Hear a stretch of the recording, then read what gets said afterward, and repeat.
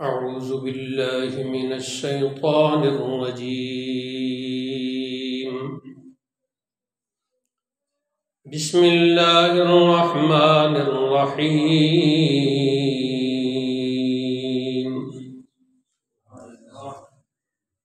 الحمد لله رب العالمين،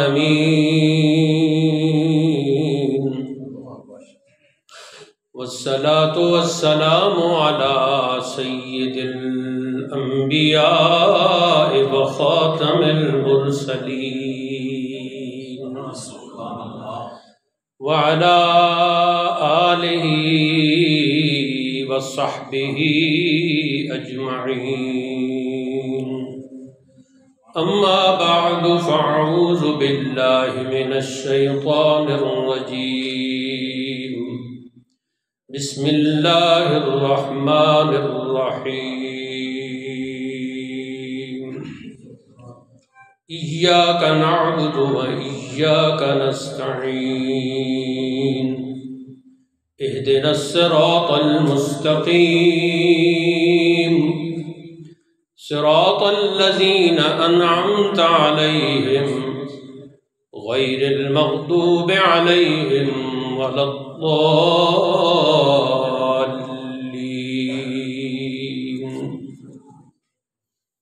صدق الله مولانا العظيم، وبلغنا رسوله النبي الكريم. فقد قال الله تبارك وتعالى في مقام آخر في شأن حبيبه صلى الله عليه وسلم، حيث قال: إن الله وملائكته يصلون على النبي يا أيها الذين آمنوا صلوا عليه وسلموا تسليما. الصلاة والسلام عليك يا سيدي يا رسول الله، وعلى آلك وأصحابك يا سيدي يا حبيب الله. الصلاة والسلام عليك يا سيدي يا رسول الله، وعلى آلك وأصحابك يا سيدي يا حبيب الله. أحب الصالحين ولست منهم، أحب الصالحين ولست منهم، لعل الله يرزقني صلاحا.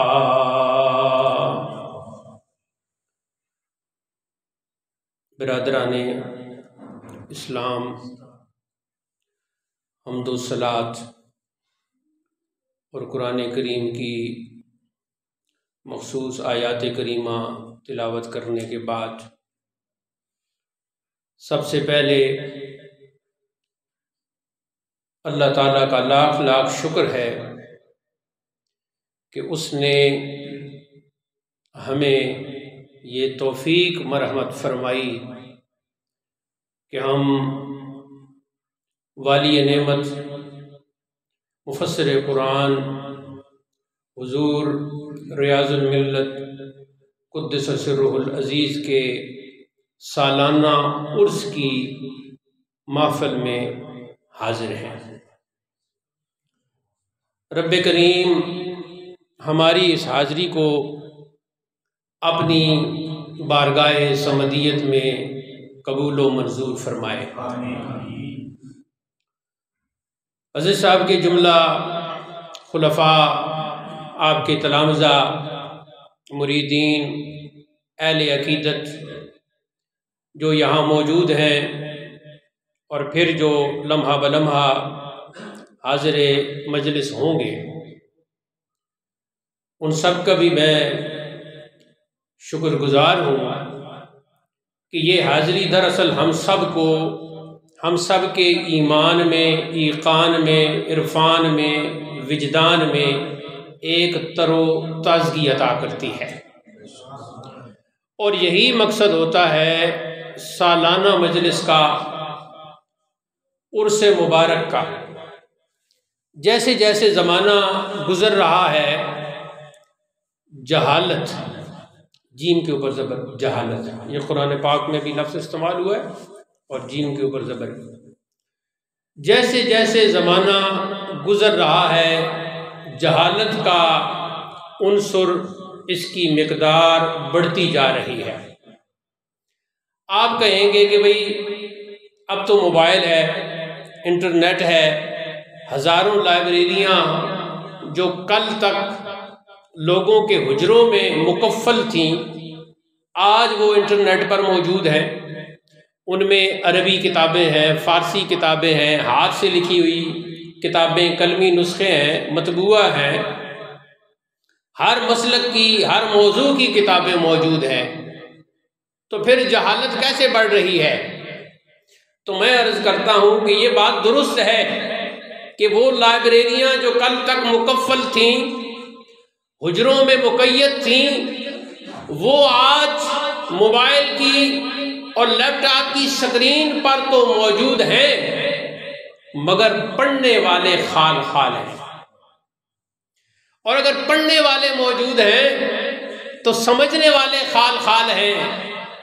ایک ہوتا ہے کسی چیز کا پڑھنا، اور پھر اس کے بعد ہوتا ہے اس چیز کا پڑھنے کے بعد سمجھنا، اور سمجھنے کے بعد پھر اس پر عمل کرنا۔ اب میں انشاءاللہ جو اپنی گفتگو ہے اس کو آج جو میں ارادہ رکھتا ہوں، اللہ تعالیٰ بخیر و عافیت سلسلہ تکمیل آشنا کرے۔ ارادہ میرا یہ ہے کہ میں یہ کوشش کروں گا کہ حضرت کی یہ تصنیف مبارک گلدستہ عقیدت، اس کے جو مباحث ہیں ان کا خلاصہ آپ کی خدمت میں پیش کروں۔ اس میں ایک دو جگہ ایسی باتیں ہیں جن کی معاونت کے لیے تفسیر جلالین اور مشکات المصابیح آپ کے سامنے رکھی ہیں، وہ ایک دو حوالے ہیں جو وہاں سے پڑھنا ہوں گے۔ پھر اس کے بعد میرا ارادہ ہے کہ آخر میں حضرت کے کچھ شخصیت کے پہلو اور کچھ آپ کے افکار و نظریات چند منٹ میں آپ کی خدمت میں پیش کروں، اور ساتھ ہی ایک تازہ منقبت بھی میں نے کہی ہے وہ بھی آپ کی خدمت میں پیش کروں گا۔ آپ نے جو کچھ سماعت کرنا ہے وہ غور سے سماعت کرنا ہے، اور یہ ریکارڈنگ بھی ہو رہی ہے، یہ ویڈیو ریکارڈنگ بھی ہو رہی ہے، اور آڈیو ریکارڈنگ میں خود کر رہا ہوں، تو انشاءاللہ یہ بعد میں بھی آپ کے لیے مفید رہے گی، سننے والوں کے لیے اس میں بہت سے فوائد ہوں گے۔ اب میں جو ایک بات عرض کرنے لگا ہوں، جو بات کر رہا تھا اسی کی تشریح کے ضمن میں، کہ جب ہم نے گفتگو کرنا سیکھی انہی جگہوں پر بیٹھ کر، انہی جگہوں پر کھڑے ہو کر، تو خطبہ جب حضرت نے سکھایا اور مطلوبہ آیا کریمہ پڑھنے کے بعد، درود و سلام پڑھنے کے بعد، سب سے پہلے جو کلمات سکھائے وہ یہ ہے کہ آپ نے یوں کہنا ہے کہ اللہ تعالیٰ مجھے حق بولنے اور آپ کو حق سننے کی توفیق عطا فرمائے، اور سننے سنانے کے بعد ہم سب کو عمل کرنے کی توفیق عطا فرمائے۔ کیوں حضرت؟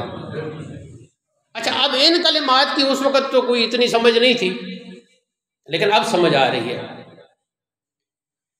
پہلی شرط یہ ہے کہ اللہ تعالیٰ مجھے حق بولنے کی توفیق عطا فرمائے۔ ٹھیک ہے، آج بولنے والے بہت ہیں لیکن حق بولنے والے بہت کم ہیں۔ ابھی میں کہہ رہا تھا نا کہ انٹرنیٹ آ گیا، موبائل ہے، آپ موبائل اوپن کریں، اس کی سوشل میڈیا پہ جائیں، یوٹیوب ہو، فیس بک ہو، ٹک ٹاک ہو، واٹس ایپ ہو، کچھ اور بھی جو ایپس ہیں، تو وہاں جاہل لوگ بیٹھے ہیں، کپڑے مجھ سے اچھے پہنے ہوئے ہیں، انہوں نے چہرے انہوں نے مجھ سے زیادہ سجائے ہوئے ہیں، لیکن ان کے لبوں سے، ان کے منہ سے ہر وہ بات نکل رہی ہے جو قرآن کے بھی خلاف ہے، حدیث کے بھی خلاف ہے، اسلام کے بھی خلاف ہے، دین کے بھی خلاف ہے۔ اسلاف جتنے بھی ہمارے مشائخ، مفسرین، محققین، محدثین، بزرگان دین جتنے بھی گزرے ہیں، ان کی تعلیمات کے سراسر خلاف ہے۔ تو یہ ہے جہالت، اور یہ ہے وہ ناحق. اس لیے پہلی چیز سکھائی کہ حق بولنا ہے، اور حق جب انسان بولتا ہے تو پھر اس کی بنیادیں دو ہی ہیں، ایک قرآن ہے اور ایک سنت ہے. قرآن بھی آپ کی زبان سے نکلا صلی اللہ علیہ وسلم، اور سنت بھی جو آپ نے جاری فرمائی وہ آپ کا فرمان اس کے مطابق ہوا یا عمل مبارک ہوا، تو وہ سنت بن گئی جس کو سنت کر کے جاری فرمایا. سنت بھی دو قسم کی ہیں. ایک سنت تو وہ ہے کہ مثلا امامہ، حضرت جابر رضی اللہ تعالیٰ عنہ فرماتے ہیں کہ فتح مکہ کے دن جب حضور فتح کے موقع پر سامنے تشریف لائے تو وہ علیہ امامت سودا، تو آپ کے سر مبارک پر سیاہ امامہ تھا. امام سیوطی رحمۃ اللہ علیہ نے سیاہ امامہ اور سیاہ کپڑے کے استعمال پر رسالہ لکھا سلج الفؤاد فی لبس السواد، اور اس کا ترجمہ میری تحریک پر قبلہ برادر مفتی صاحب رحمۃ اللہ علیہ نے کیا تھا. تو اس کی جو پہلی حدیث ہے جسے صحیح مسلم نے، سنن ترمذی نے، سنن ابی داود نے، سنن نسائی نے، سنن ابن ماجہ نے، ان سب نے نقل کیا ہے کہ فتح مکہ کے روز جب آپ صلی اللہ علیہ وسلم یہ اعلان فرما رہے تھے لا تثریب علیکم اليوم، آج تم پر کسی قسم کی کوئی تثریب، کوئی پکڑ دکڑ، کوئی سزا نہیں ہے تم پر. سر مبارک پر وعلی رأس امامۃ سودا، سیاہ امامہ آپ نے اس وقت باندھا ہوا تھا. تو ایک تو یہ سنت ہے کہ آپ کا لباس کیسا ہے، امامہ کیسا ہے، چادر مبارک کیسی ہے، جبہ مبارک کیسا ہے، مسواک کا انداز کیسا ہے، نوافل کی کثرت کیسی ہے، تہجد کا انداز کیسا ہے، چلنے پھرنے کا انداز کیسا ہے. اس میں اگر کوئی آپ کے انداز کو اپناتا ہے تو یہ بھی سنت ہے، لیکن یہ سنت جو ہے وہ آپ صلی اللہ علیہ وسلم کی طبع مبارک کے حوالے سے جو سنتیں ہیں وہ سنت ہے. اس سنت پر جتنا بھی عمل ہو سکے وہ محبت کا اور ایمان میں اضافے کا سبب بنتا ہے. لیکن جو علماء کی زبان میں سنت کا لفظ استعمال ہوتا ہے اس سے مراد وہ طریقہ ہے جو آپ صلی اللہ علیہ وسلم نے اپنے قول مبارک سے خصوصی طور پر اور اپنے عمل مبارک سے عمومی طور پر جاری فرمایا ہو. جیسے جمعہ کی نماز سے قبل آپ صلی اللہ علیہ وسلم نے 4 رکعت سنتیں ادا کی، پھر اپنے قول مبارک سے اور عمل سے تو خود ہی واضح ہو گیا، قول مبارک سے بھی اس میں کئی صحابہ کی روایتیں ہیں اور مولا علی کرم اللہ وجہ الکریم کی بھی روایت موجود ہے. آپ نے ان 4 سنتوں کو جاری فرمایا. آج کا جاہل سوشل میڈیا پہ آ کر اپنے ذاتی موبائل کو بیٹری چارج کر کے اس میں نیٹ کا پیکج لگا کے جاہل کہتا ہے کہ جمعہ کی 4 سنتیں تو ہے ہی نہیں. تو یہ میں کہہ رہا ہوں کہ سب سے پہلی چیز جو سکھائی وہ یہ سکھائی کہ حق بولنا ہے، پھر سننے اور آپ کو حق سننے کی توفیق عطا فرمائے. یعنی اگر میں کوئی ایسی بات کرتا ہوں کہ جو درست نہیں ہے اللہ اور اس کے رسول کے ہاں، تو جب یہ پہلے دعا ہوتی ہے کہ آپ کو حق سننے کی توفیق عطا فرمائے، تو پھر اللہ تعالیٰ سامعین کو بھی ایسی توفیق عطا فرماتا ہے کہ ان کے ذہن میں وہی بات ٹھہرتی ہے جو حق ہو. جو حق نہ ہو وہ پھر ان کے ذہن سے نکل جاتی ہے. یہ بھی اللہ کا ایک خاص کرم ہوتا ہے. ذہن میں کسی بات کا اٹک جانا بھی ایک امتحان ہوتا ہے. کسی کے مرنے کا غم اٹک گیا، کسی کی جدائی کا غم اٹک گیا، مال کے ضائع ہونے کا غم اٹک گیا، تو یہ ایک بہت بڑا مسئلہ ہوتا ہے، ایک مشکل مرحلہ ہوتا ہے. لیکن اگر اللہ کی توفیق شامل حال ہو تو وہ ذہن سے غم کو یا اس بات کو معاف بھی فرما دیتا ہے. تو یہ بھی اس کی توفیق کی طرف سے ہوتی ہے. تو ایسے ہی جیسے وہ انسان کے دماغ سے غم مٹا دیتا ہے، ایسے ہی اچھے انسان کے دماغ سے ہر بری بات کو، ہر ناحق اور نادرست بات کو بھی نکال دیتا ہے. اب صوفیہ نے اسی لیے فرمایا، صوفیہ کے اگر ملفوظات کا، ان کی تعلیمات کا، حضور ریاض الملت جیسے اللہ کے ولیوں کی تعلیمات کا اگر خلاصہ نکالا جائے تو وہ 3 مختصر لفظوں میں ہے کہ کم گفتن، کم خوردن، اور کم خفتن۔ کم گفتن کا مطلب ہے تھوڑا بولنا، کم بولنا۔ اب کم بولنے کے لیے ظاہر ہے ملاقات بھی کم کرنی ہوگی، لوگوں کے ساتھ اگر زیادہ آپ ملاقات کریں گے تو پھر زیادہ بولنا پڑے گا۔ تو یہ ایک نقطہ ارشاد فرمایا کہ جتنا آپ کم بولو گے تو یہ آپ کے لیے بہتر ہے۔ دوسرا ہے کم خوردن، کم کھانا، اس لیے کہ زیادہ کھانے سے زیادہ پیاس لگتی ہے اور حیوانی طاقتیں بڑھتی ہیں، اس میں پھر نیند اور سستی بھی زیادہ آ جاتی ہے۔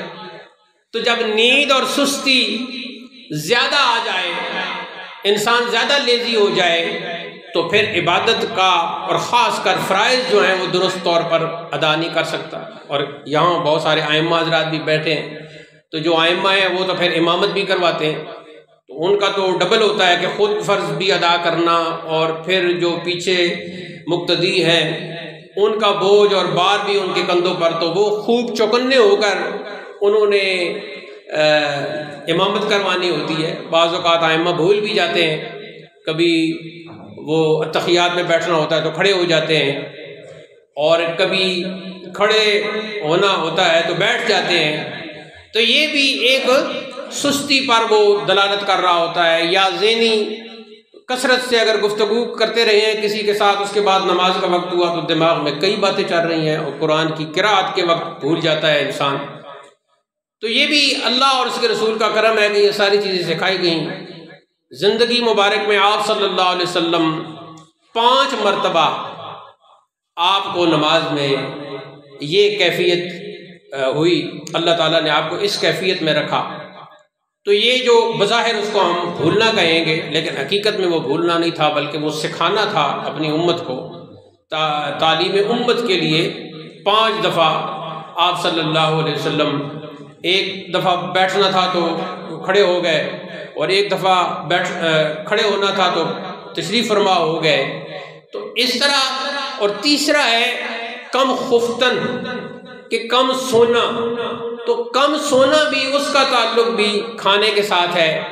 اگر زیادہ کھایا جائے گا تو پھر اس سے، جیسا کہ پہلے میں نے عرض کیا کہ خماری اور وہ نیند زیادہ آئے گی، تو پھر عبادت میں اور عبادت کے جو اوقات ہیں ان میں خرابی آئے گی۔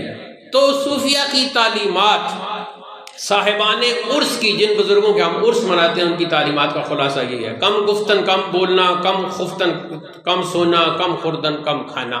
اللہ تعالیٰ اس پر ہمیں عمل کرنے کی توفیق عطا فرمائے۔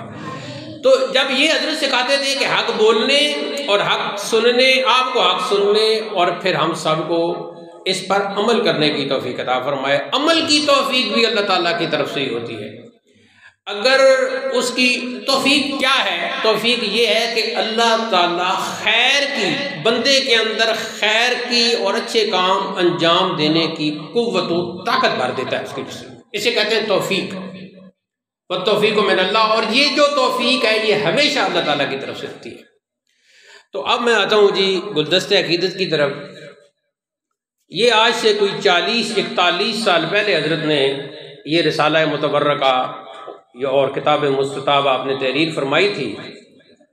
اس کا مختصر تعارف یہ ہے کہ اس میں جو مباحث ہیں، پہلا مبحث ہے اذان کے ساتھ درود و سلام پڑھنا، یعنی اذان سے پہلے اور اذان کے بعد۔ اس کو انشاءاللہ ہم تفصیلی آپ کی خدمت میں پیش کریں گے۔ دوسرا جو اس میں جو اذان کے ساتھ درود و سلام ہے، ضمنی طور پر اس میں نام اقدس سن کر انگوٹھے چومنا، اس کا بھی ذکر فرمایا۔ اگلا مبحث جو ہے اس میں یہ ہے کہ حضور پر نور علیہ الصلوۃ والتسلیم کے جسم اطہر کا سایہ نہ تھا۔ بہت سے آپ کو جاہل ملیں گے، وہ کہیں گے کہ یہ کیسے ہو سکتا ہے، اور تھا، اور کچھ روایتیں بھی تلاش کر کے لے آئیں گے۔ لیکن علماء اہل سنت اسلاف کا مسلک یہی ہے کہ آپ صلی اللہ علیہ وسلم کے جسم اطہر کا سایہ نہیں تھا۔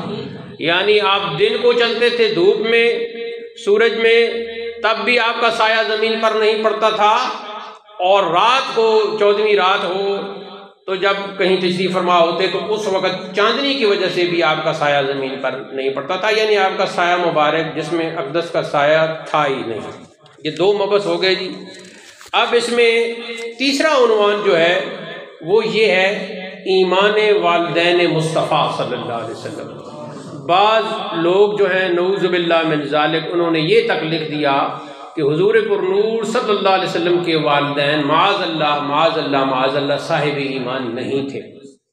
تو یہاں اس تیسرے مبحث میں آپ نے اس کا جواب دیا، اس میں قرآن مجید کی بعض آیات سے جو انہوں نے دلائل دی اس کا رد بھی کیا، خصوصی طور پر حضرت ابراہیم علیہ السلام کے حوالے سے۔ اگلا جو موضوع ہے وہ ہے جی حضور رسول کریم سید المرسلین صلی اللہ علیہ وسلم کی بنات مطہرات۔ ہم سنی اہل سنت و جماعت کا عقیدہ یہ ہے کہ آپ صلی اللہ علیہ وسلم کی صاحبزادیاں 4 ہیں، اور ان کے لیے بنات کا لفظ قرآن مجید میں استعمال ہوا ہے، حدیث میں استعمال ہوا ہے۔ تو بنات یہ جمع کا لفظ ہے، اگر ایک بیٹی ہو تو بنت کا لفظ استعمال ہوتا ہے۔ اس پر آپ نے اہل سنت و جماعت کی کتاب سے بھی حوالہ نقل کیا، اور جو باقی فرقے ہیں ان میں خصوصی طور پر جو شیعہ حضرات ہیں وہ ان کا عقیدہ بھی یہ ہے کہ آپ صلی اللہ علیہ وسلم کی ایک ہی صاحبزادی حضرت فاطمہ الزہرا ہے۔ تو ان شیعہ پرانے شیعہ کی کتابوں سے بھی حوالہ پیش کیا 4۔ اگلا جو اس میں عنوان ہے وہ ہے جی دعا بعد جنازہ۔ یہ بھی ایک مسئلہ ہے، بظاہر تو اگر علمی حوالے سے دیکھا جائے تو کوئی اتنا بڑا مسئلہ نہیں، لیکن پھیلا ہوا اس لیے ہے کہ ہر روز ہی نماز جنازہ ادا کی جاتی ہے۔ یعنی کوئی دنیا میں، خود ہمارے اس اٹک کی بات کر لیں، کوئی ایسا دن نہیں ہوتا کہ جس دن نماز جنازہ ادا نہ کی جا رہی ہو، کسی نہ کسی کی، مرد ہو یا عورت ہو، چھوٹا ہو بڑا ہو۔ تو پھر یہاں یہ مسئلہ پیدا ہوتا ہے، جو اہل سنت و جماعت ہیں ان کا مسلک یہی ہے کہ وہ نماز جنازہ ادا کرنے کے بعد مزید دعا کا اہتمام کرتے ہیں۔ تو یہ اس کے جو بڑے بڑے موضوعات تھے اس کتاب کے یہ ہیں۔ میں کوشش کروں گا کہ سب کا خلاصہ آپ کی خدمت میں پیش کروں، لیکن وقت کے ساتھ ساتھ چلنا ہے، تو اب دیکھنا یہ ہوگا کہ وقت ہمارا کتنا ساتھ دیتا ہے۔ جہاں علماء حضرات تشریف فرما ہیں وہ تو اس قسم کی کتابیں پڑھتے رہتے ہیں اور انہیں یہ چیزیں ازبر ہیں، یاد ہیں، لیکن جو عام سامعین اور ناظرین تشریف فرما ہیں ان کے لیے سب سے پہلے حضرت نے یہاں جو میں نے آیت کریمہ پڑھی ہے، ان اللہ و ملائکتہ یصلون علی النبی یا ایھا الذین آمنوا صلوا علیہ وسلموا تسلیما، اس کا یہ آیت مبارکہ لکھی، اور اس آیت مبارکہ کے ضمن میں ارشاد فرمایا کہ چونکہ یہاں درود پڑھنے کا اور سلام پڑھنے کا ارشاد فرمایا گیا ہے اور اس کے ساتھ کوئی وقت کی قید نہیں لگائی گئی، جب وقت کی قید نہیں لگائی گئی یہ فرمایا گیا کہ صلو علیہ، درود بھیجو آپ پر صلی اللہ علیہ وسلم، وسلمو، اور سلام بھیجو تسلیما، خوب خوب سلام۔ تو اس میں یہ نہیں فرمایا کہ باقی اوقات میں تو تم سلام اور درود بھیجو لیکن اذان سے پہلے نہ بھیجنا اور اذان کے بعد نہ بھیجنا، یہ نہیں ہے، بلکہ جب یہ عام حکم ہے تو پھر یہ اذان سے پہلے کے وقت کو بھی شامل ہے، اذان کے بعد کے وقت کو بھی شامل ہے۔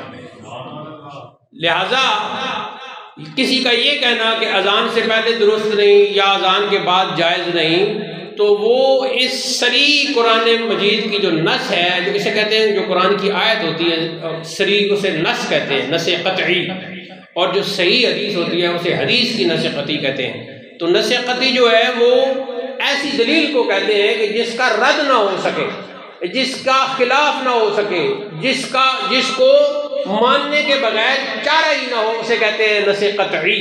یعنی قطعی کا مطلب ہوتا ہے لازمی، ہر حال میں اس کو ماننا ہی ماننا ہے۔ تو میں ساتھ ساتھ کچھ اقتباس بھی پڑھوں گا۔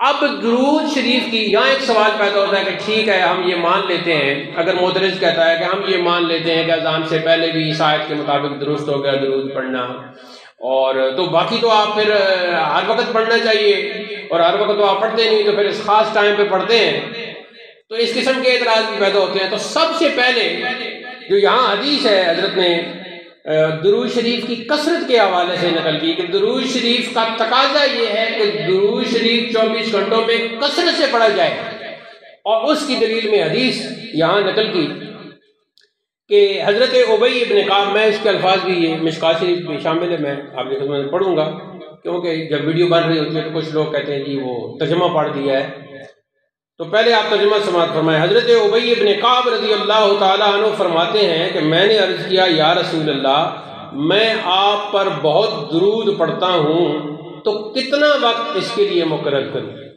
یعنی میں تو ہر وقت آپ پر درود پڑھتا رہتا ہوں جب سے آیت درود نازل ہوئی ہے، اب آپ ارشاد فرمائیں کہ میں کتنا وقت آپ پر درود پڑھوں؟ فرمایا جتنا چاہو۔ میں نے عرض کیا چوتھائی، یعنی میں کل وقت کو 1/4 کر لوں، چوتھائی حصہ آپ پر درود پڑھوں؟ فرمایا جتنا چاہو، اور اگر اس سے زیادہ پڑھ لیا کرو تو تمہارے لیے زیادہ بہتر ہے۔ میں نے عرض کیا 2/3، یعنی 2/3۔ فرمایا جتنا چاہو، اور اگر زیادہ کر لو تو تمہارے لیے زیادہ بہتر ہے۔ میں نے عرض کیا تو میں تمام ورد وظیفے دعائیں چھوڑ کر سارا درود ہی پڑھوں گا۔ کہنے سبحان اللہ۔ اچھا، حضرت نے یہاں بریکٹ میں لکھا اس ترجمہ میں، اس لیے کہ اپنے واسطے دعائیں مانگنے سے بہتر ہے کہ ہر وقت آپ کو درود بھیجا کروں۔ دو صورتیں ہوں گی، ایک یہ ہوگی کہ میں اپنے لیے دعا کروں، اور ایک یہ ہوگا کہ میں آپ کے لیے درود پڑھوں۔ تو عرض کرتے ہیں کہ ہر وقت آپ کو درود بھیجا کروں، یعنی آپ کو دعائیں دیا کروں۔ درود بھی تو دعا ہے نا، ہم دعا ہی کرتے ہیں کہ یا اللہ تو اپنے حبیب پر، اپنے نبی پر درود بھیج۔ اب اس درود کے کئی معنی ہیں، اب اتنا وقت نہیں کہ میں اس میں جاؤں، تو جو بھی اس کا خاص معنی بنتا ہے، جو اللہ تعالیٰ چاہتا ہے، جس پر اللہ تعالیٰ راضی ہے، وہی معنی سامنے رکھ کے ہم اللہ سے عرض کرتے ہیں کہ اللہ تو اپنے حبیب پر درود بھیج۔ تو بظاہر دعا ہوگا۔ فرمایا تب تو تمہارے غموں کو کافی ہوگا اور تمہارے گناہ مٹا دے گا۔ یہ حدیث موجود ہے جی، یہ جو میں نے آپ کے سامنے ترجمہ پیش کیا ہے یہ مشکات شریف میں ہے۔ اب میں آپ کو وہ الفاظ میں نے تلاش کیے تھے وہ آپ کی خدمت میں پیش کرتا ہوں، تاکہ جو حضرات صرف سماعت کریں یا ویڈیو دیکھیں تو ان کے لیے پھر یہ یقین کامل ہو جائے کہ یہاں الفاظ بھی پڑھے گئے ہیں۔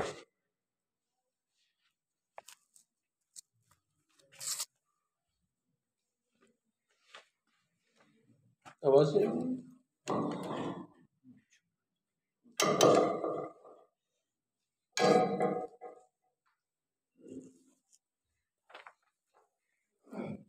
اب میں اصل میں پہلے میں دوسری کتاب میں دیکھتا رہا، تو اب یہ کتاب دوسری یہاں سے لائبریری سے نکالی ہے۔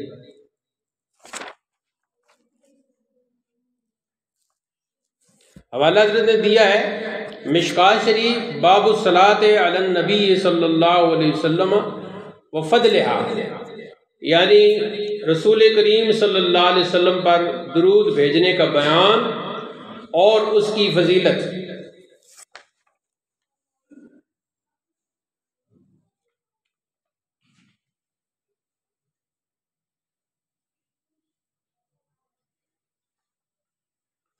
اتنی دیر میں آپ درود شریف پڑھیں، اور درود بھی یہ الصلاۃ والسلام علیک یا رسول اللہ۔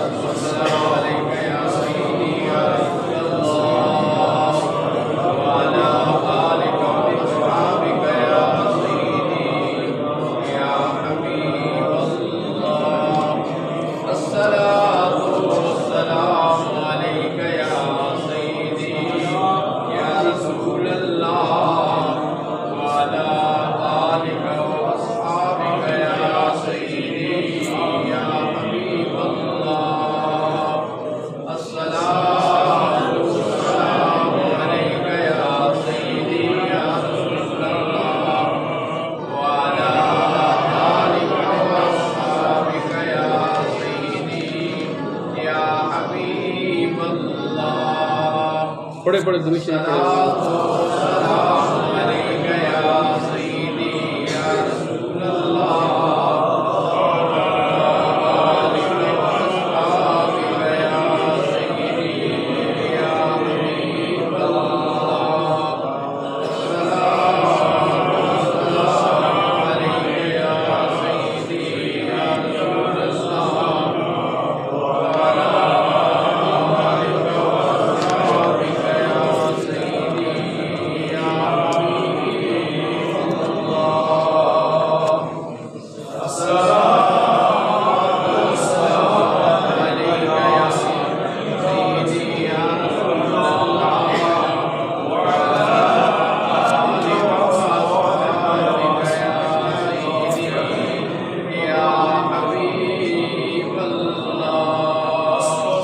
جی روایت مل گئی ہے، یہ اب چونکہ ویڈیو میں آ جائے گی، مشکات شریف حدیث کی کتاب جو تمام مدارس میں پڑھائی جاتی ہے، اگرچہ اب اس طرح کی کتابیں پڑھنے پڑھانے والے بہت کم رہ گئے ہیں۔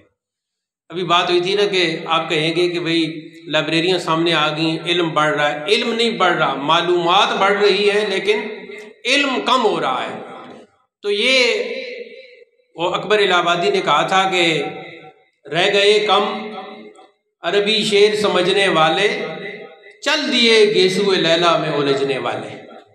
ان کتابوں کو غسل کر کے خوشبو لگا کے اور طاہر و طیب ہو کر پڑھنے پڑھانے والے چلے گئے ہیں۔ اب بہت کم ایسے رہ گئے ہیں جن کی وجہ سے یہ سلسلہ علم و دین قائم ہے، اور اگر میں بات کر رہا ہوں تو مجھے ان میں نہ سمجھیں جو پڑھنے پڑھانے والے ہیں، میں تو بس ان کا ایک خوشچین ہوں۔ اللہ تعالیٰ مجھے توفیق عطا فرمائے۔ اب میں وہی جو ترجمہ حضرت نے وہاں نقل کیا وہ الفاظ آپ کی خدمت میں پڑھ رہا ہوں۔ وعن ابی بن کعب قال قلت یا رسول اللہ انی اکثر الصلاۃ علیک۔ حضرت ابی بن کعب نے عرض کی کہ یا رسول اللہ میں کثرت سے آپ پر سلام پڑھتا ہوں۔ فکم اجعل لک من صلاتی، تو میں اپنا یہ جو درود کا سلسلہ ہے کتنی دیر کتنا وقت آپ پر بھیجوں؟ فقال ما شئت، ارشاد فرمایا تو جتنا چاہے۔ قلت الربع، میں نے عرض کی چوتھائی۔ قال ما شئت، فرمایا جتنا تو چاہے۔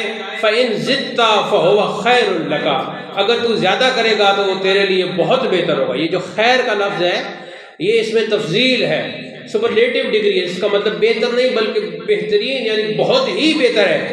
فإن زدت فهو خیر لک قلت اجعل لک صلاتی کلھا، یہ ہاں قلت النصف قال ما شئت فإن زدت فهو خیر لک قلت فالثلثین قال ما شئت فإن زدت فهو خیر لک قلت اجعل لک صلاتی کلھا۔ اب جو الفاظ خاص طور پر میں ترجمہ تو پہلے پڑھ چکا ہوں لیکن اب الفاظ بھی اس ویڈیو میں آ جائیں گے۔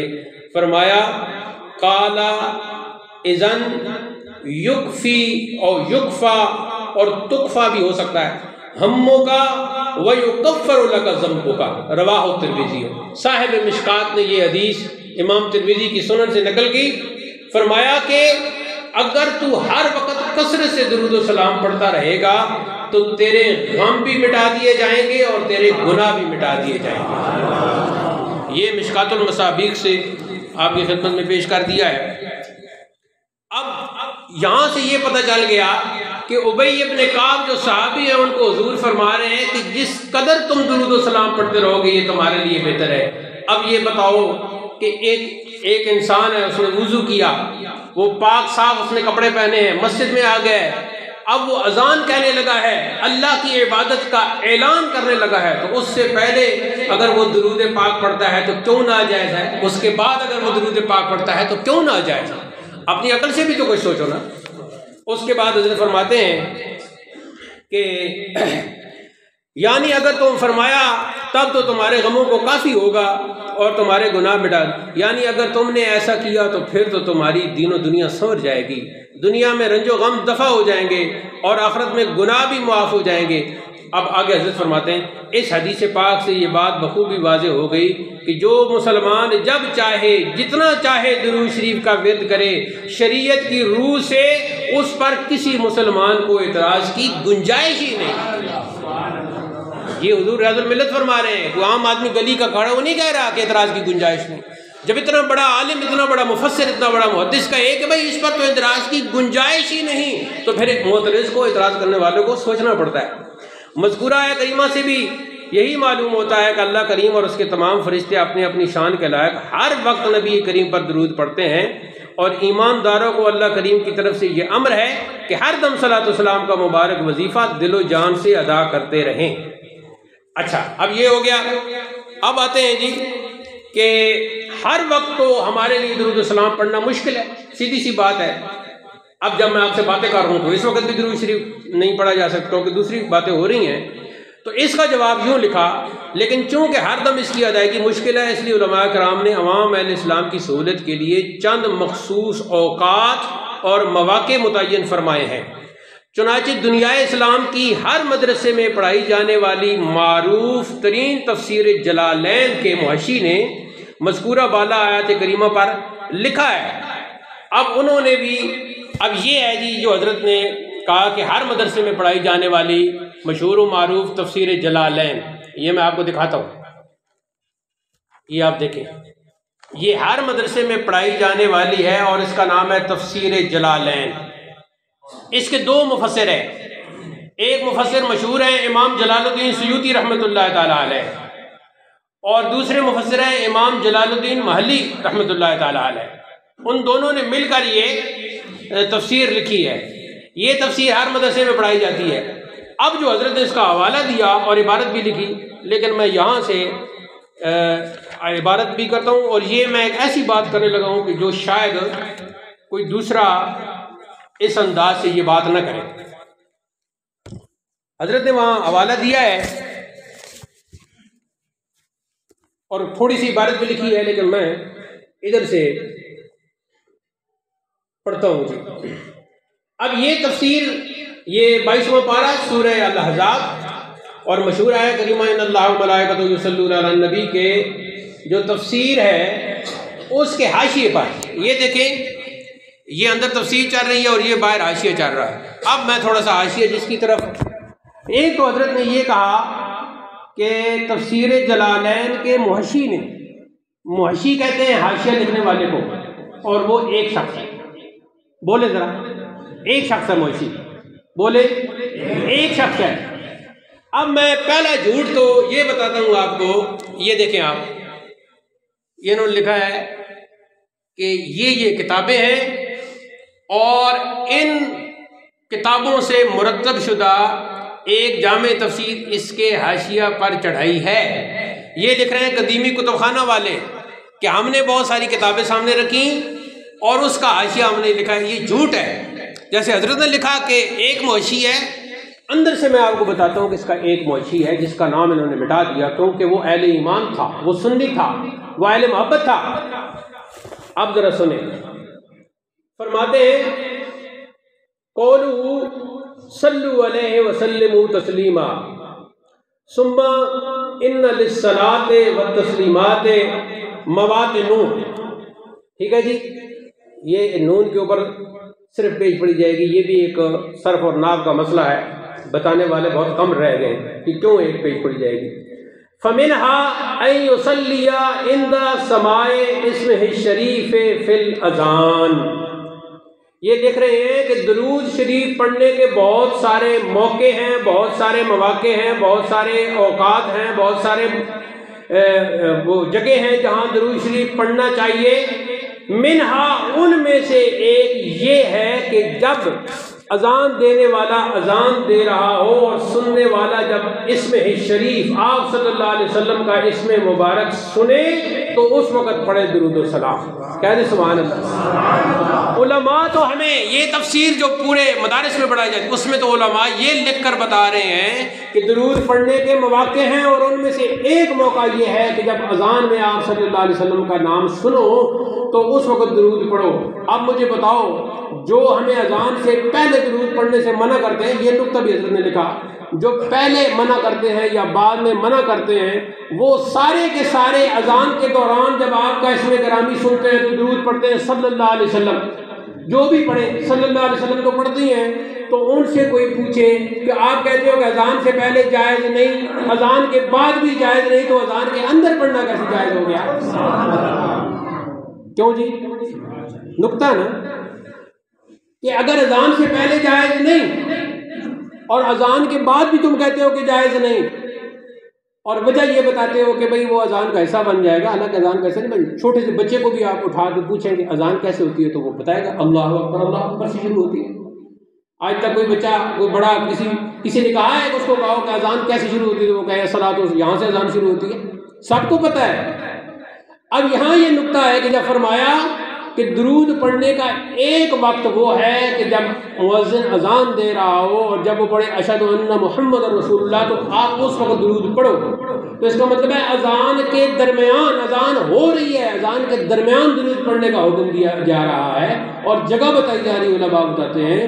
تو جب اذان کے اندر، اذان بھی تو عبادت ہے، تو اس عبادت کے اندر دوسری عبادت کی جا رہی ہے، درود پڑھا جا رہا ہے، تو پھر اذان سے پہلے کیوں نہ پڑھا جائے، اذان سے بعد کیوں نہ پڑھا جائے؟ اس کے بعد فرماتے ہیں عند اسم شریف قال القوستانی فی شرح الکبیر نقلا عن کنز العباد، علامہ کوستانی نے اپنی شرح الکبیر میں کنز العباد سے نقل کیا، اعلم انہ یستحب ان یقال عند سماع الاولی من الشہادۃ الثانیہ صلی اللہ علیہ یا رسول اللہ، جب اذان کے وقت پہلی شہادت، یعنی پہلی دفعہ جب آپ صلی اللہ علیہ وسلم کا اسم گرامی آئے تو اس وقت سن کے کہو صلی اللہ علیہ یا رسول اللہ، کہ اللہ یا رسول اللہ، اللہ آپ پر درود بھیجے۔ وعند سماع ثانیۃ قرۃ عینی بک یا رسول اللہ، اور جب دوسری دفعہ شہادت پڑھی جائے آپ کا اسم گرامی سنو تو اس وقت کہو قرۃ عینی بک یا رسول اللہ، یا رسول اللہ آپ کا نام سن کر، چوم کر میری آنکھوں کو ٹھنڈک نصیب ہوتی ہے۔ آگے فرمایا ثم یقال اللہم مدنی بالسمع والبصر بعد وضع الظفر الابہامین علی العینین، پھر یہ کہا جائے اللہم مدنی بالسمع والبصر، یہ دعا کی جائے کہ یا اللہ میری سماعت کو اور میری بصارت کو، میرے سننے کو اور میرے دیکھنے کو قوت عطا فرما اور اس میں اضافہ فرما۔ لیکن یہ دعا کرتے وقت دونوں ظفر الابہامین، دونوں اپنے انگوٹھے کے جو ناخن ہیں ان کو چوم پر آنکھوں پہ لگائے، فإنہ صلی اللہ علیہ وسلم قائد لہ الی الجنت، ایسا عمل کرنے کے بعد آپ صلی اللہ علیہ وسلم اس کو جنت کی طرف کھینچ کر لے کے جائیں۔ اونچے آواز سے کہیں سبحان اللہ۔ آپ کو جو بڑا ہوتا ہے سیاسی ہے وہ یہ ہمارا قائد ہے، دینی اعتبار سے یہ ہمارے قائد ہیں، عمران خان صاحب ہمارے قائد ہیں، زرداری صاحب ہمارے قائد ہیں، کوئی نواز شریف صاحب کو کہتا ہے کہ یہ ہمارے قائد ہیں، لیکن قائد کے لفظ کا معنی کیا ہے؟ کھینچنے والا۔ یہاں فرمایا کہ جو ایسا عمل کرے گا آپ صلی اللہ علیہ وسلم کیا کریں گے؟ قائد لہ الی الجنت، انتہا، اس کو جنت کی طرف کھینچ کر لے کے جائیں گے۔ اور حضرت شیخ امام ابو طالب محمد بن علی المکی رفع اللہ درجتہ در قوت قلوب روایت کردہ از ابن عیینہ کہ حضرت پیغمبر علیہ السلام بمسجد در آمد۔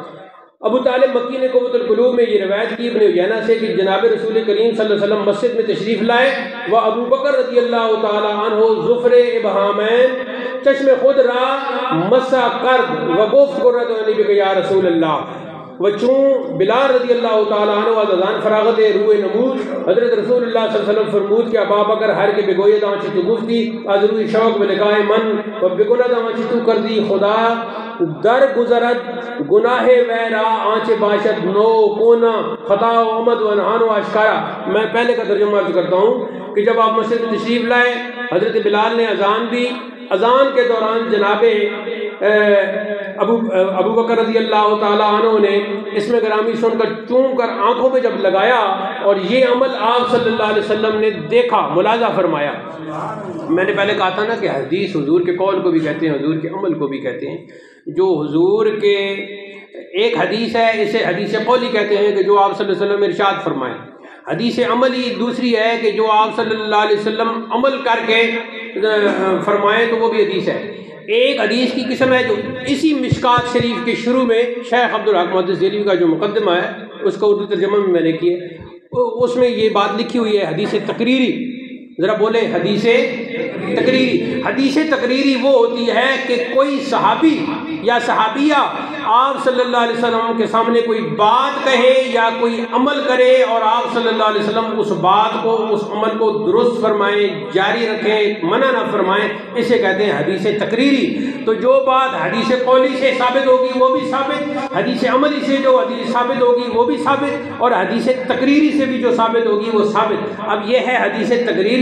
اب جب حضرت ابو بکر نے یہ عمل کیا تو آگے رسول کریم صلی اللہ علیہ وسلم نے فرمایا کہ جو کچھ ابو بکر نے پڑھا ہے آنچ تو گفتی از روئے شوق، جو کچھ شوق اور محبت اور میری ملاقات کے شوق میں تو نے ابو بکر جو عمل کیا ہے اور جو کچھ تو نے پڑھا ہے جو کوئی ایسے کرے گا وَبِكُنَدْ آنچ تو کر دی جو کرے گا جو کچھ تو نے کیا خدا در گزرد گناہان ویرا خدا اس کے گناہ کو بخش دے گا آنچے باشد جتنے بھی گناہ ہوں گے اب کیسے گناہ نو کوہنا نئے گناہ بھی پرانے گناہ بھی خطا و عمد اگر بھول کر کوئی گناہ ہوا اس کو بھی بخش دے گا عمد جان بوجھ کر کوئی گناہ کیا اس کو بھی بخش دے گا ونہانو آشکارا جو چھپ کر گناہ کیا اس کو بھی بخش دے گا جو سب کے سامنے آشکارا کیا اس کو بھی بخش دے گا آگے سنیں جی نہانو آشکارا در مضمرات و در مضمرات ہاں اور جتنے بھی چھپے ہوئے دل میں ہیں یعنی ضمیر دل کو کہتے ہیں نا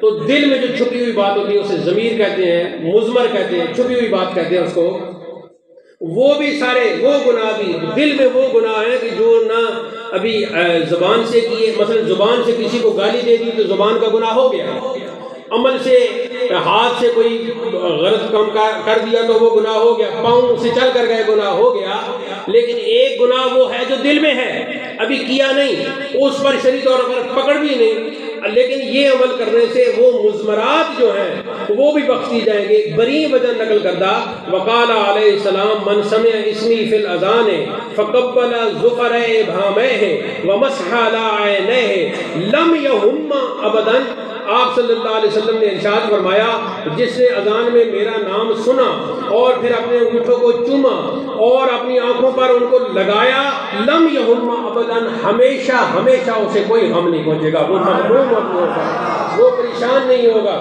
آگے فرمایا اچھا کچھ لوگ آپ کو کہیں ہاں ٹھیک ہے جی وہ تفسیر میں یہ حاشیے پر یہ باتیں لکھی ہوئی ہیں اور یہ روایتیں ہیں لیکن یہ روایتیں کمزور ہیں بھائی یہ وہ روایتیں ہیں فضیلت کی اگر ضعیف حدیث بھی کمزور روایت بھی آ جائے فضائل میں تو وہ تمام محدثین کے نزدیک مقبول ہوتی ہے قبول کی جاتی ہے ہاں یہ قاعدہ ہے یہ قاعدہ آپ سامنے رکھیں ایک اور قاعدہ میں آخر میں بیان کروں گا انشاءاللہ اللہ نے توفیق آگے کہتے ہیں قال الامام السخاوی فی المقاصد الحسنہ المقاصد الحسنہ کتاب میں امام سخاوی فرماتے ہیں ان هذا الحديث لم يصح في المرفوع والمرفوع من الحديث هو ما اخبر الصحابي عن قول رسول الله صلى الله عليه وسلم وفي شرع اليماني ويقرأ تقبيل الظفر ووضعهما على العينين لانه لم يرد فيه والذي ورد فيه ليس بصحيح يقول الفقير اس سے پہلے اب میں یہ کہتا ہوں کہ امام سخاوی نے کہا کہ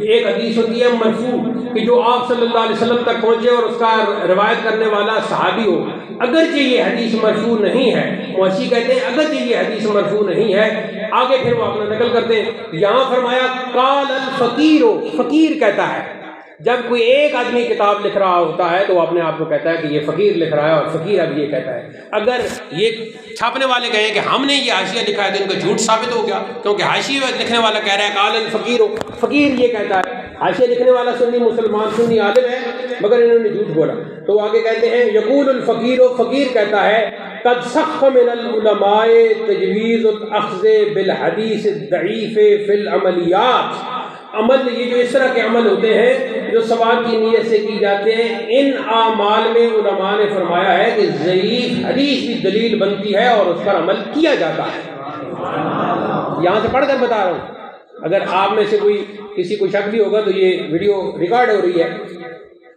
آگے فرمایا فکون الحدیث المذکور غیر مرفوع تو اس حدیث کا غیر مرفوع ہونا لا یستلزم ترک العمل بمضمون ہی تو یہ جو حدیث ہے اگرچہ مرفوع نہ بھی ہو بعض علماء کے نزدیک لیکن اس کا مرفوع نہ ہونا اس بات کو لازم نہیں ہے کہ اس کے مضمون پر جو مضمون اس کے اندر بیان ہوا اس پر عمل بھی نہ کیا جائے مضمون پر حدیث کے مضمون پر عمل ہوگا ہاں مرفوع نہیں ہے تو وہ ایک فنی اور ٹیکنیکل بات ہے کہ اس میں راوی کون کون سے ہیں اور اس کا رفع حضور صلی اللہ علیہ وسلم تک ہوا یا نہیں ہوا وہ ایک ٹیکنیکل بات ہے وہ اس کو چھوڑ کر بھی وہ فرماتے ہیں کہ یہ لازم نہیں ہے کہ مضمون کو وقت اصاب الکوستانی فی القول باستحباب ہی اور کوہستانی علامہ کوہستانی نے اس عمل کو مستحب قرار دیا ہے وقفانا کلام الامام المکی فی کتاب ہی اور ہمارے لیے امام مکی کا قوت القلوب میں جو کلام کرنا ہے وہی کافی ہے فإنه قد شهد الشيخ السہروردی في عوارف المعارف بوفور علمه وكثرة حفظه وقوة حاله وقبل جميع ما ورده في کتابه قوت القلوب. یہ جو ہے قوت القلوب میں خود شیخ سہروردی نے عوارف المعارف میں ان سے چیزیں دی ہیں.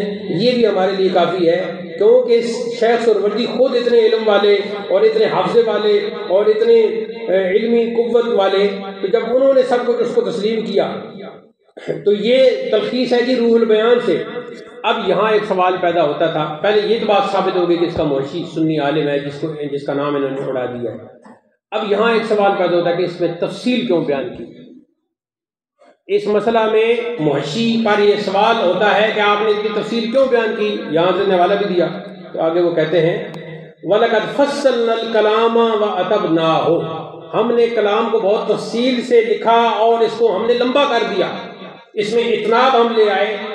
لِأَنَّ بَعْضَ النَّاسِ، کیونکہ بعض لوگ، ایک ہی ہو سکتا ہے، يُنَازِعُ فِيهِ لِقِلَّةِ عِلْمِهِ، کیونکہ بعض لوگ اس مسئلہ میں جھگڑا کرتے ہیں اپنا علم کم ہونے کی وجہ سے.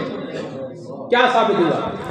اب اس روایت سے یہ ثابت ہوا، حضرت نے نقل فرمایا کہ ان عبارتوں کے حضرت نے یہاں ترجمہ بھی کر دیا. فارسی عبارتیں جو میں نے ادھر سے پڑھی وہ سارا ترجمہ کر دیا ہے.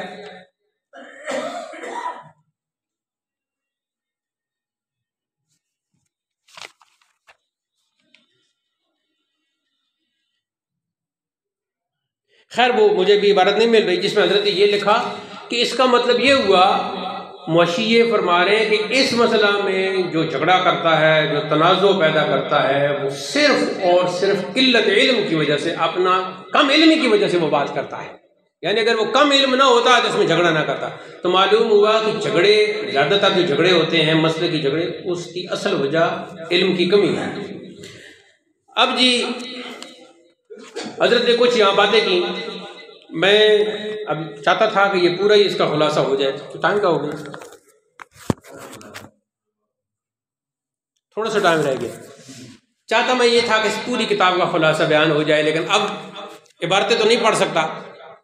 جنازہ کے حوالے سے یہاں جو بات کی، ہاں پہلے میں یہ کہتا ہوں کہ یہاں شیعہ کی ایک کتاب سے حضرت نے عبارت نقل کی اور اس میں آپ نے یہ ثابت کیا، اس شیعہ کی کتاب میں موجود ہے، بعد میں یہ کتاب دیکھ بھی سکتے ہیں، کہ آپ صلی اللہ علیہ وسلم کی صاحبزادیاں 4 ہیں. ٹھیک ہو گیا جی. اور جنازہ کے حوالے سے باقی باتیں تو آپ سنتے رہتے ہیں، لیکن ایک جو بات ہے وہ میں یہاں کرتا ہوں. پہلی دلیل تو حضرت نے جو دی وہ قرآن مجید سے دی، فَإِذَا فَرَغْتَ فَانْصَبْ وَإِلَىٰ رَبِّكَ فَارْغَب. تو اس میں فرمایا کہ جب تم نماز سے فارغ ہو تو دعا میں محنت کرو، اپنے رب ہی کی طرف رغبت کرو. اس آیت کے تحت تفسیر ابن عباس، ابن جریر، جلالین، خازن، معالم التنزیل، ابن کثیر، غنیت الطالبین، نور العرفان، 8 کتابوں کا حوالہ ہے کہ نماز سے فراغت کے بعد دعا مانگنے کے متعلق ارشاد ہے، کیونکہ نماز کے بعد دعا قبول ہوتی ہے. یعنی اس آیت سے یہ معلوم ہو رہا ہے، یہ حکم دیا گیا کہ ہر نماز کے بعد دعا مانگو، کیونکہ نماز کے بعد دعا قبول ہوتی ہے. تو ثابت ہوا کہ نماز کے بعد وہیں ٹھہر کر بحکم رب کریم دعا مانگنا ضروری ہے، اور اس کا انکار اللہ تعالیٰ سے جنگ اور مقابلہ کرنا ہے. اور یہ سوال کہ نبی کریم صلی اللہ علیہ وسلم سے دعا بعد جنازہ ثابت نہیں، انتہائی جہالت، حماقت اور احادیث مقدسہ سے ناواقفی پر مبنی ہے. ٹھیک ہے جی. آگے حضرت نے ایک روایت نقل کی. اب میں حضرت عبداللہ بن عمر کا یہ عمل بیان کر کے اس بات کو ختم کرتا ہوں. حضرت عبداللہ بن عمر رضی اللہ تعالیٰ عنہ کے بارے میں یہ روایت عام ہے کہ جب آپ نماز جنازہ ہو جانے کے بعد تشریف لائے تو فرمایا کہ ان سبقتمونی بالصلاۃ علیہ، جنازہ تو تم نے پہلے پڑھ لیا ہے، مجھ سے سبقت لے گئے ہو، وہ تو تم نے پڑھ لیا ہے. فلا تسبقونی بالدعاء، اب دعا میں جلدی نہ کرو، مجھے بھی شریک ہونے دو. تو جنازہ کے بعد جو دعا ہو رہی تھی اس میں فرمایا اگر تم نماز میں مجھ سے سبقت کر چکے ہو تو دعا میں مجھ سے آگے نہ بڑھو. آگے سنیں جی، تحتاوی میں ہے، یہ فقہ کی مشہور کتاب ہے. ان ابا حنیفہ، امام اعظم ابو حنیفہ جو ہمارے امام ہیں فقہ حنفی کے، بانی لما ماتا، جب آپ کا وصال ہوا، ذرا سننا اگلے الفاظ، فختم علیہ 70,000 قبل الدفن، تو دفن کرنے سے پہلے ان کے میت مبارک پر 70,000 70,000 ختم قرآن پاک پڑھے گئے۔ یہ کون سا دور ہے امام اعظم کا؟ امام اعظم کا دور 1.5 ہجری میں آپ کا وصال ہوا، یہ دور ہے جس دور، اور امام اعظم ابو حنیفہ تابعی ہیں، کئی صحابہ کی آپ نے زیارت کی، اور حضور نے فرمایا خیر القرون قرنی ثم الذین یلونہم ثم الذین یلونہم، سب سے بہتر زمانہ میرا ہے، پھر بعد والوں کا، پھر اس سے جو ملنے والے ہیں۔ یعنی آپ صلی اللہ علیہ وسلم کا زمانہ اور صحابہ کا زمانہ ہو گیا یہ ایک، پھر تابعین کا زمانہ، پھر تبع تابعین کا زمانہ۔ تو امام اعظم جو ہیں وہ تابعین کے زمانے میں ہے۔ جس قرن کو حضور نے بہترین زمانہ، بہترین وقت قرار دیا، اس بہترین وقت میں دفن کرنے سے پہلے 70,000 ختم کیے گئے امام اعظم کی میت پر۔ آج تھوڑی سی دیر ہو جائے، ایک تو ہوتی ہے نا ٹیکنیکل بات ہوتی ہے، شدید گرمی ہے، میت کو مسئلہ ہے تو وہ جلدی جلدی نماز جنازہ کرتے ہیں، دوسرا یہ ہے کہ سخت سردی ہے، وہ تیسرا یہ ہے کہ بہت سے لوگ دور سے آئے ہیں، پھر انہوں نے واپس بھی جانا ہوتا ہے، تو ایک خاص ٹائم جو ہے وہ مقرر کر دیا جاتا ہے۔ اس سے میں منع نہیں کر رہا، وہ تو ویسے ہی ہوگا انشاءاللہ، ایسی نظام جو علماء کی ہدایت کی روشنی میں چلتا ہے وہ تو اسی طرح چلے گا۔ اور جب بھی کوئی ایسا مسئلہ ہو تو علماء سے رابطہ کر کے علماء سے مسئلے حل کرایا کریں۔ یہ جو لوگوں نے علماء سے پوچھے بغیر جلسے کرنے شروع کر دیے ہیں، اور اس میں پھر شریعت کے خلاف کلام پڑھے جاتے ہیں، شریعت کے خلاف اور طریقت کے خلاف اس میں باتیں کی جاتی ہیں، اس کی وجہ یہ ہے کہ علماء سے رشتہ توڑ کر خود ہی اشتہار چھپوا دیا، خود ہی ساؤنڈ لے آئے، خود ہی جناب مجلس سجا دی، یہ بہت غلط بات ہے۔ تو علماء سے جب آپ رابطہ کرتے ہیں تو وہ پھر ایک خاص وقت کا تعین کر دیتے ہیں اور ہدایت دے دیتے ہیں، تو اس کے مطابق ہی نماز جنازہ ادا کرنی چاہیے۔ لیکن کچھ خاص ہستیاں ہوتی ہیں تو ان کے پھر خاص عمل ہوتے ہیں، تو یہ جتنے بھی عمل آج ہو رہے ہیں یہ دراصل وہ پرانی یادیں۔ تو آپ دیکھیں کہ آج یہ جو کہتے ہیں جلدی کرو جلدی کرو جلدی کرو، بھائی اگر یہ میں کہتا ہوں کہ ساری روایتیں اگر آپ نہ مانیں کہ جنازہ کے بعد حضور نے دعا نہیں کی، تو جب حضور نے نماز جنازہ کسی کی ادا کی، تو جب حضور کہہ رہے ہوں گے اللہم اغفر لحینا و میتنا و شاہدنا و غائبنا و صغیرنا و کبیرنا، تو کیا اس وقت وہ دعا قبول نہیں ہو رہی ہوگی؟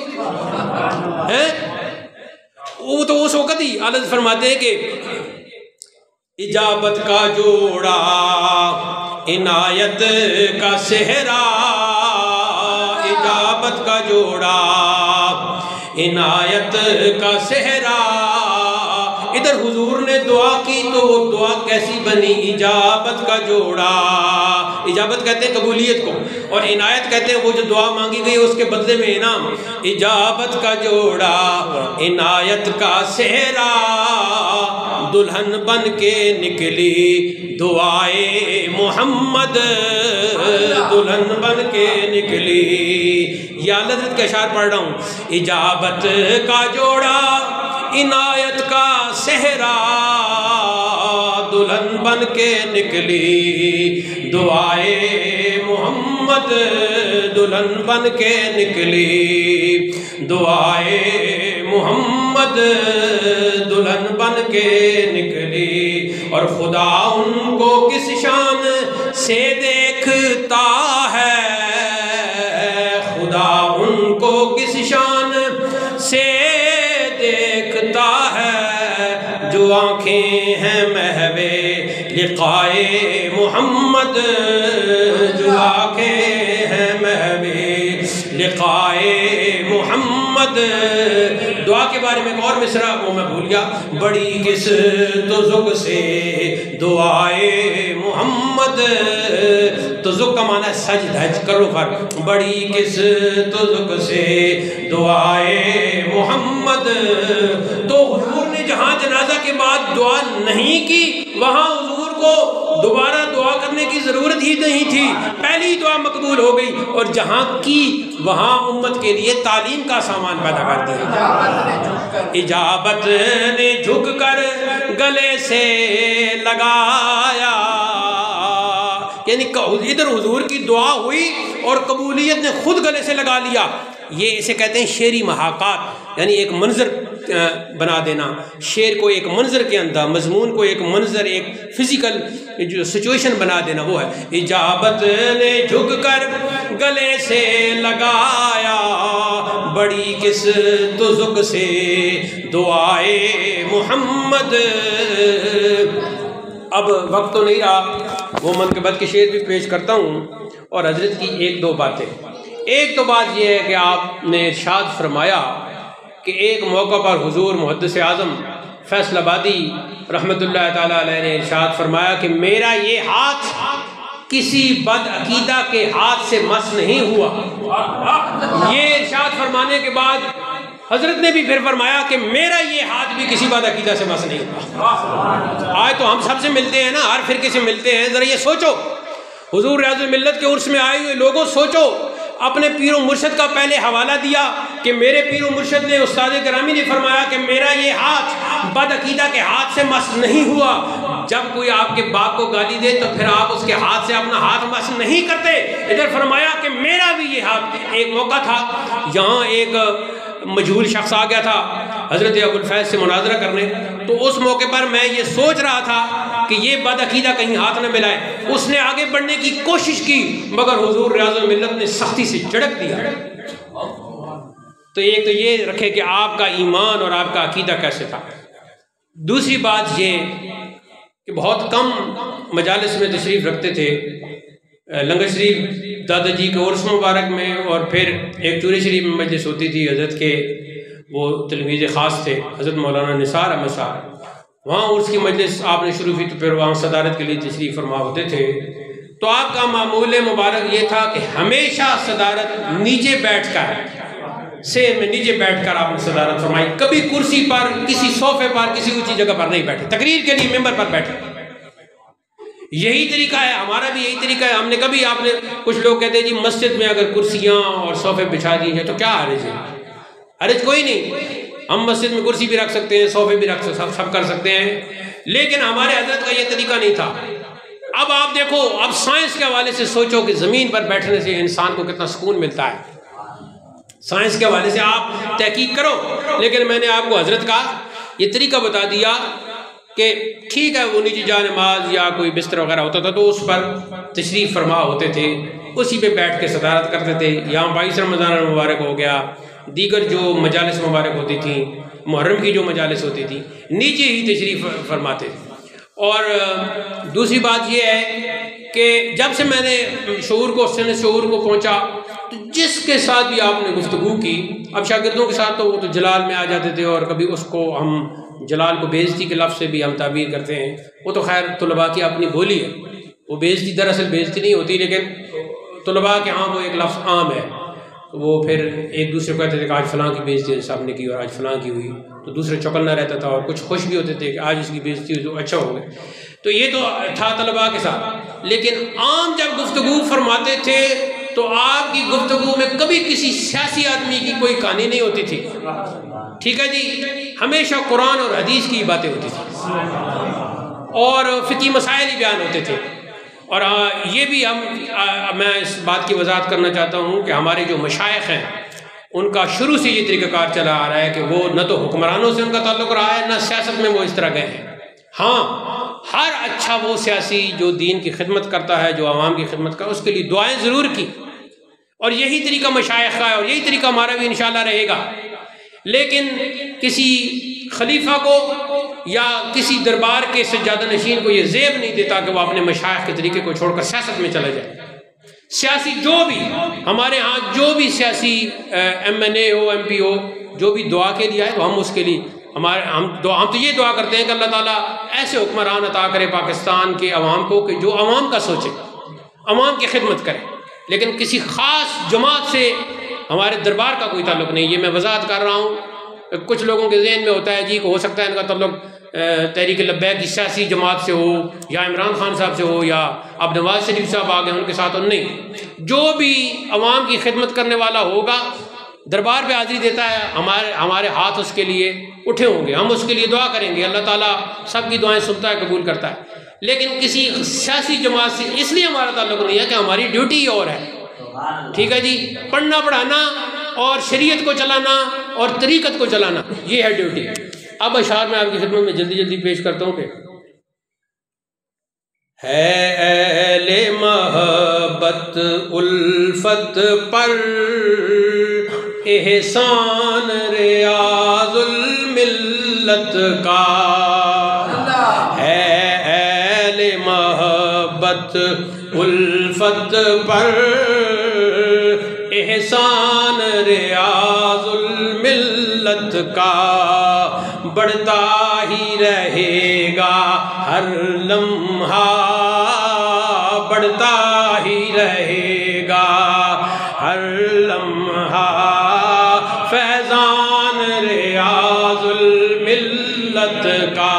یہ دوسرا پڑھے، سارا مل کے پڑھے، بڑھتا ہی رہے گا ہر لمحہ، بڑھتا ہی رہے گا ہر لمحہ، فیضان ریاض الملت کا۔ ہر سمت بکھیری حضرت نے توحید و رسالت کی خوشبو، ہر سمت بکھیری حضرت نے، ہاں ہر سمت بکھیری حضرت نے توحید و رسالت کی خوشبو، شاہد دینی خدمت پر قرآن ریاض الملت کا، شاہد دینی خدمت پر قرآن ریاض الملت کا، رشتہ نہ بنایا پل بھر کا۔ یہ جو لوگ ہوتے ہیں وہ جی ہر ایک کے پیچھے نماز ہو جاتی ہے، سارے ہی قرآن پڑھتے ہیں، ساری ایسوں کا جواب سنو، رشتہ نہ بنایا پل بھر کا، بد مذہب سے بد مسلک سے، ہاتھ تک نہیں ملایا، رشتہ بنانا تو دور کی بات، ہاتھ تک نہیں ملایا۔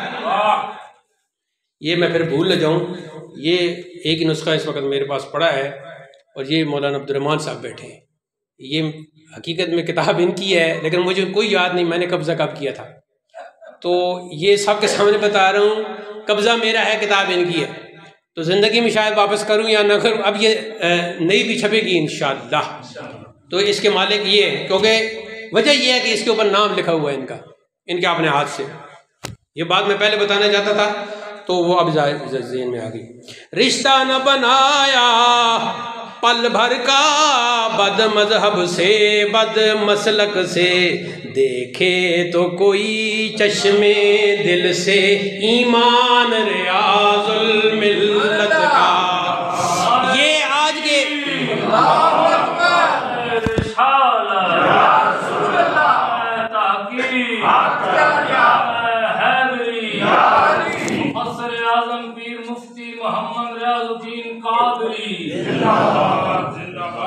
اچھا یہ سمجھیں کہ میری ساری تقریر کا یہی خلاصہ ہے، رشتہ نہ بنایا پل بھر کا، بد مذہب سے بد مسلک سے، دیکھے تو کوئی چشمے دل سے، ایمان ریاض الملت کا۔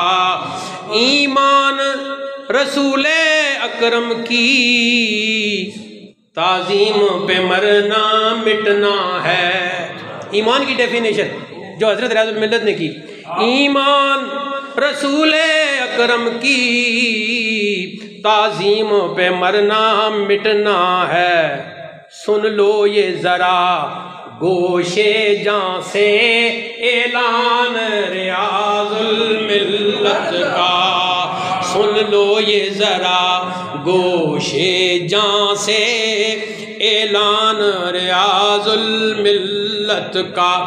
ہر قول و عمل کی بنیادیں تعظیم نبی پر رکھی ہیں، آج مسئلہ ہی سب سے بڑا تعظیم نبی ہے صلی اللہ علیہ وسلم، سب سے بڑا مسئلہ آج ختم نبوت کا ہے۔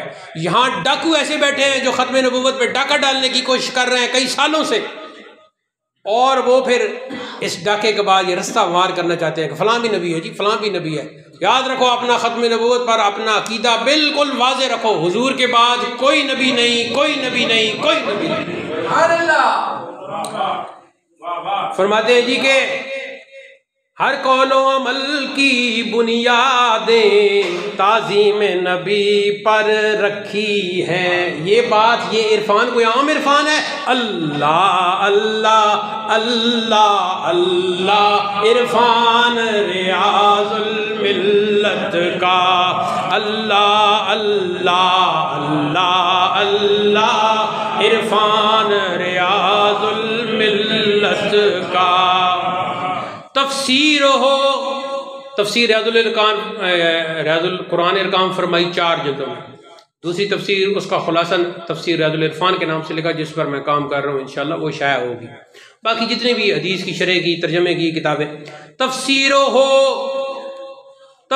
ہو یا تصنیف کوئی پر نور ہے نور الفت سے. تفسیر ہو یا تصنیف کوئی پر نور ہے نور الفت سے. سامان عقیدت یوں ہی دیوان ریاض الملت کا.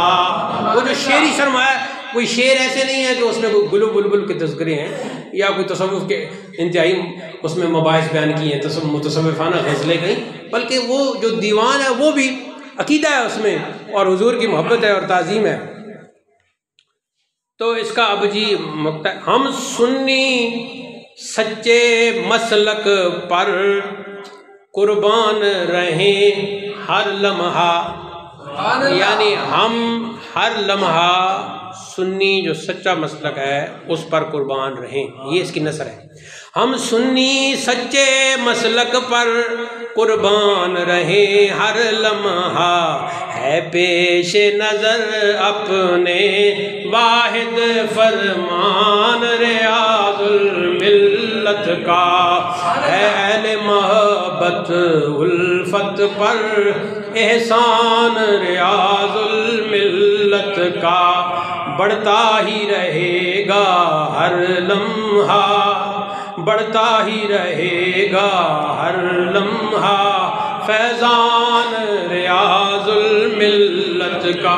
ہم ان کے تکبیر، نعرہ رسالت، نعرہ حیدری، نعرہ غوثیہ، آستانہ دیا فیض آباد شریف، علماء اہل سنت،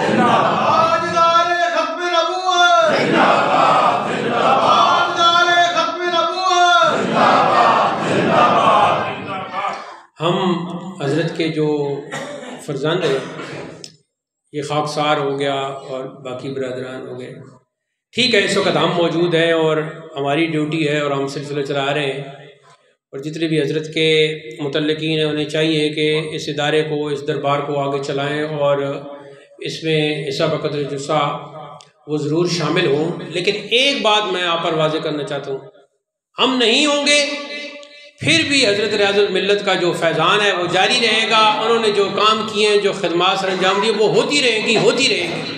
اس لیے کہ جو کام اللہ اور اس کے رسول کی رضا کی خاطر کیا جاتا ہے اس کو چلانے والے بدلتے رہتے ہیں، لیکن وہ نظام چلتا رہتا ہے. تو ہمارے ذہن میں حاشا وکلا کبھی کوئی ایسی بات نہیں کہ بھائی مثلا میں کہوں کہ میں نہیں ہوں گا. تو بڑے بڑے اہل علم و فضل دنیا سے چلے گئے ہیں، اور اذان بھی ہو رہی ہے اور کلمہ بھی پڑھا جا رہا ہے اور نماز بھی پڑھی جا رہی ہے. صحیح حدیث ہے کہ قیامت تک چاہے 6-7 ہی کیوں نہ رہ جائیں، قیامت تک ایسے مسلمان اللہ تعالیٰ قائم رکھے گا جو اذان اور نماز کرتے رہیں گے. میں اسی پر ہی اپنی گفتگو ختم کرتا ہوں. اللہ تعالیٰ اس ہدیہ کو قبول فرمائے.